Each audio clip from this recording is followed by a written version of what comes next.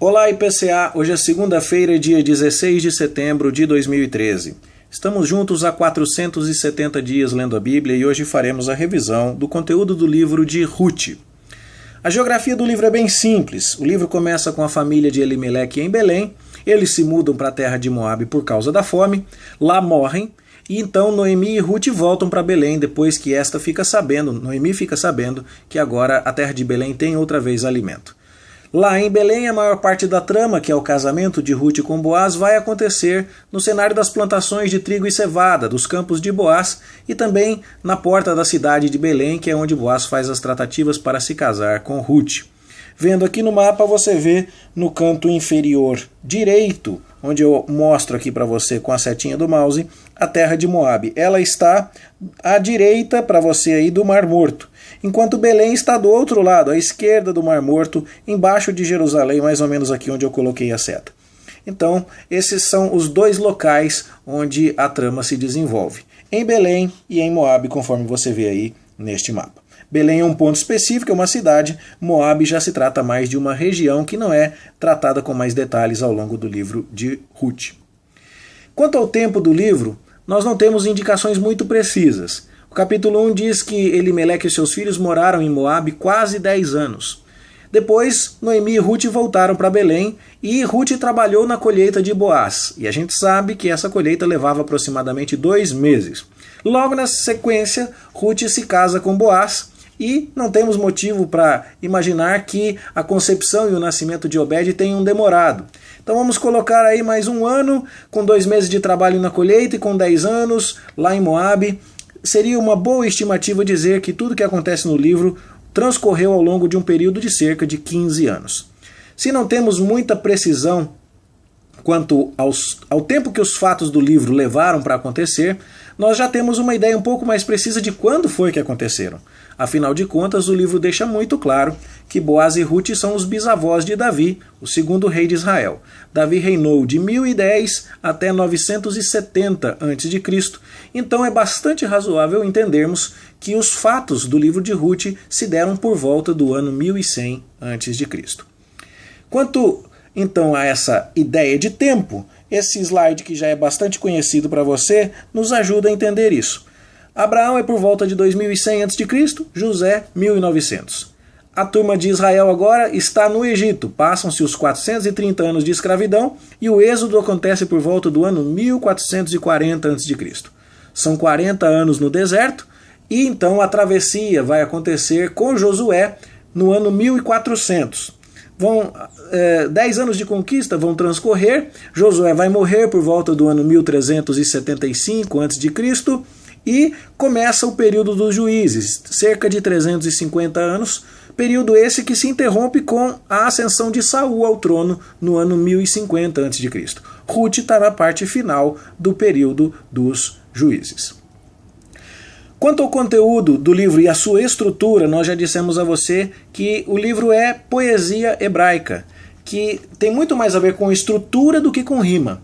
A estrutura do livro é um quiasma, quando a ideia principal vem no meio e as ideias secundárias são equidistantes do centro e essas ideias secundárias são paralelas entre si. Portanto, a ideia que eu chamo aqui de A é a que abre o livro com Noemi amargurada. E a ideia A' é a que encerra o livro com Noemi abençoada. A ideia secundária B é quando Ruth descobre que tem um resgatador. E a ideia secundária B' é quando Ruth de fato é resgatada por Boaz, o seu resgatador. A ideia central do livro vem ali no capítulo 3, quando Boaz promete resgatar Ruth naquele encontro muito dramático em que Ruth descobre o pé de Boaz, e nós falamos sobre isso no culto de ontem à noite. Essa é a ideia central, a ideia de um resgatador sendo prometido. E isso tem a ver, portanto, com a próprio conteúdo do livro. Deus está resgatando o seu povo e não vai deixar o seu povo nas trevas que Israel estava experimentando durante o período dos juízes. Um líder segundo o coração de Deus vai ser levantado para tirar o povo daquela condição de miséria. Isso nos faz chegar já no objetivo imediato do livro.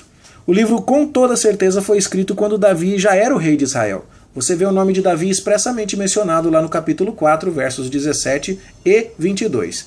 Isso dá uma uma conotação bem clara para a mensagem original do livro, para o objetivo imediato original do livro, que era demonstrar para o povo de Israel que Davi tinha ancestrais piedosos, e isso contrastava fortemente com os ancestrais de Saul, que eram da tribo de Benjamim, aquela tribo que fez toda aquela palhaçada lá nos capítulos 19 a 21 do livro de Juízes. A própria ideia de Deus salvando o seu povo por um líder já é uma sombra de Cristo. E nós vemos várias outras sombras de Cristo no livro de Ruth, fazendo uma leitura de posse deste arcabouço de teologia bíblica, considerando todo o cânon da Escritura, nós vemos muitas sombras de Cristo ali. Por exemplo, a lei da respiga. Ruth tinha o direito de colher as sobras que caíam da colheita dos servos de Boaz. Ela era moabita, mas podia se beneficiar do que Deus havia dado a Israel. Isso já nos mostra que eu e você, gentios não israelitas, estaríamos nos beneficiando do Cristo que Deus deu no meio do povo de Israel. Jesus já está sendo apontado ali. A ideia de um resgatador que livraria a família de Noemi da sua condição vexatória e que foi cumprida pela obediência de Boaz, tem tudo a ver com o nosso Senhor Jesus Cristo. Cantamos ontem no culto o hino 300, que fala: para resgatar a igreja, grande preço Cristo deu. Não foi ouro, não foi prata, foi o sangue que ele verteu. De fato, Noemi e Ruth são resgatadas. E Ruth, uma mulher moabita, estrangeira, filha de um povo que teve uma origem bastante tortuosa, como foi o caso da filha de Ló, que engravidou do próprio pai depois de ter deixado ele bêbado. No entanto, essa mulher obediente foi resgatada, entrou na árvore genealógica do grande rei de Israel Davi e, por extensão, do Senhor Jesus. Ruth aparece na genealogia do Senhor Jesus. E essa é, então, mais uma indicação que estamos tendo da pessoa de Cristo lá no livro de Ruth. O ponto central, sem dúvida nenhuma, é que Deus está agindo para levantar um líder segundo o seu coração que vai salvar o seu povo. Imediatamente levantando Davi, mas finalmente levantando Cristo, que vai nos dar a salvação eterna. Nisso tudo temos vários ensinos. A providência invisível de Deus é um grande ensino. Parecia que Deus não estava agindo. Noemi chegou a ficar amargurada, mas Deus estava cuidando de tudo. É por isso que o livro começa com ela amargurada, mas termina com ela abençoada, mostrando que ela não tinha motivo algum para a amargura. Vamos nos lembrar disso ao ler Ruth. Segundo ponto muito importante, o socorro de Deus veio através da sua lei. Foi a lei do levirato que fez com que Boaz casasse com Ruth. Foi a lei da respiga que fez com que Ruth tivesse o direito de colher nos campos de Boaz. Foi a lei de Deus do parente resgatador que fez com que Boaz provesse sustento para a sua família. Veja como a lei de Deus dada lá atrás foi o cenário pelo qual, através do qual Deus abençoou o seu povo. Isso devia nos ajudar a entender que quando Deus nos dá a lei é para o nosso próprio bem. E nós vamos ser socorridos por Deus ao obedecermos a sua palavra. Nada de tentar dar o nosso próprio jeito nas crises, mas vamos obedecer ao Senhor. Esse é o caminho que Ele deseja. Além disso, nós vemos a bênção de Deus sobre a diligência. Ruth se dispôs a trabalhar, foi trabalhar e caiu nos campos de Boaz. Deus a abençoou. Ruth se dispôs a se casar com Boaz para atender às necessidades de sua sogra e Deus a abençoou com herdeiro e abençoou que Boaz de fato a resgatou. Ou seja, Deus abençoa aqueles que se dispõem a fazer o correto. De maneira geral, a diligência, a nossa disposição para o trabalho, para a obediência, ela é abençoada por Deus. E por fim, o livro nos traz boas lições sobre casamento. Nós vimos isso no culto de domingo à noite, como Deus abençoou a união de Boaz e Ruth, e que não foi uma união muito romântica. Não há muito espaço para romantismo no livro, não. Mas há espaço para um homem que obedecia a Deus e uma mulher que obedecia a Deus. E esses dois se uniram em obediência à lei de Deus e tiveram grandes bênçãos conjugais. Essa é uma lição especialíssima para estes tempos em que temos visto muita gente achando que deve se casar por emoção, por amor romântico, mas que se esquece que a maior virtude do seu cônjuge e a sua virtude para ser um bom cônjuge é ser alguém que obedece a Deus e tem consciência dos seus deveres para com o Senhor, Deus do universo.